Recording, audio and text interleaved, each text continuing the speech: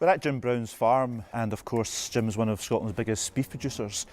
And Jim is saying, like so many other farmers in Scotland, that he believes we need the powers of an independent country to really support properly our agricultural sector and ensure that in international negotiations in Europe or elsewhere, the needs of Scottish farming are taken into account, because this is an industry with a big future.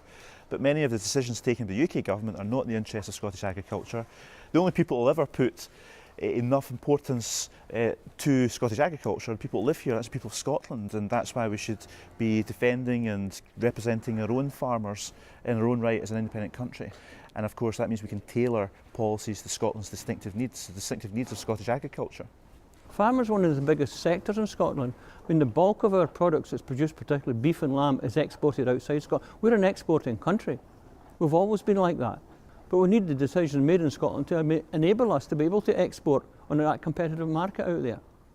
We need to have our seat at the table in Europe alongside on an equal ground with other member states. That's the most important thing.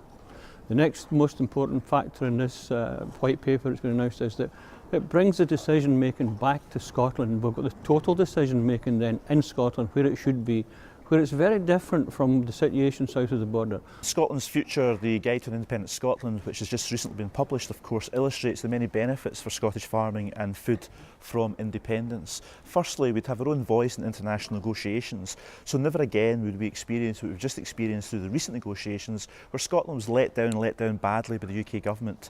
They managed to negotiate Scotland to the bottom of the funding league for the two funding pillars that are part of the policy. So we've lost out up to €1 billion over 2014 to 2019 because we were not a member state in their own right.